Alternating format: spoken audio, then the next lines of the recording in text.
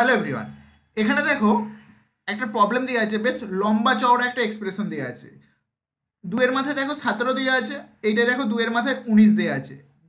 এই দুটোকে একসাথে যোগ করা হয়েছে, তাকে 10 দিয়ে ভাগ করা হয়েছে এবং তার বর্গমূল নির্ণয় করা হয়েছে। এই পুরো জিনিসটাকে ক্যালকুলেটর ছাড়া মানে আমরা খুব সংক্ষেপে অর্থাৎ 1 মিনিটের মধ্যে ক্যালকুলেশনের অ্যান্সার বার করে দিতে পারবো। কিভাবে তার ডিটেলস দেখে নেবো। ওকে, তো দেখো এখানে দুয়ের মাথায় 17 আর এখানে দুয়ের মাথায় 19।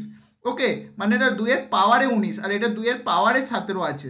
তো এখানে যেটা ছোট মানে দুয়ের পাওয়ারে যে 17 আছে এটাকে কমন নিয়ে নেবো। তাহলে কি হবে দেখো, দুয়ের পাওয়ারে যদি 17 থাকে আর দুয়ের পাওয়ারে যদি 19 থাকে, এটাকে যদি আমরা কমন নিয়ে নিই, দুয়ের পাওয়ারে 17 যদি কমন নিয়ে নিই, দেখো প্রথমে 1 পড়ে থাকবে, লাস্টেরটা দুয়ের স্কোয়ার পড়ে থাকবে।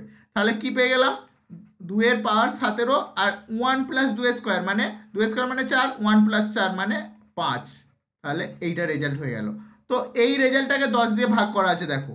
তো তাহলে আমরা কি করবো এখন, দুয়ের পাওয়ারে 17 গুণিত 5 ডিভাইডেড বাই 10। তো 5 আর 10 যদি কাটাকাটি করি দেখো কেটে গেল। তাহলে দুয়ের পাওয়ারে 17 আর নিচের 2। তাহলে এইটা কি হয়ে যাবে, এটাকে যখন করব দুয়ের পাওয়ারে 17 থেকে এইটা দুয়ের পাওয়ারে 1 আছে নিচে, তো 1 বিয়োগ হয়ে যাবে। তাহলে এটা পেয়ে যাবো দুয়ের পাওয়ার 16। ওকে, দেখো এইটার আবার বর্গমূল করতে বলেছে, এই যে এখানে দেখো রুট ওভার দেওয়া আছে। তো যখন বর্গমূল করব এই পাওয়ারে যেটা থাকবে তাকে 1-2 দিয়ে গুণ করতে হয়।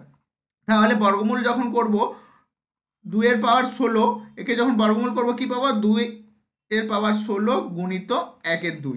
তাহলে এটা কাটাকাটি করলে পেয়ে যাব 2 এর পাওয়ার 8। এইটা হয়ে যাবে অ্যান্সার। দেখো কোনো রকম ক্যালকুলেটর ছাড়াই আমরা অ্যান্সারটা বলে দিতে পারলাম।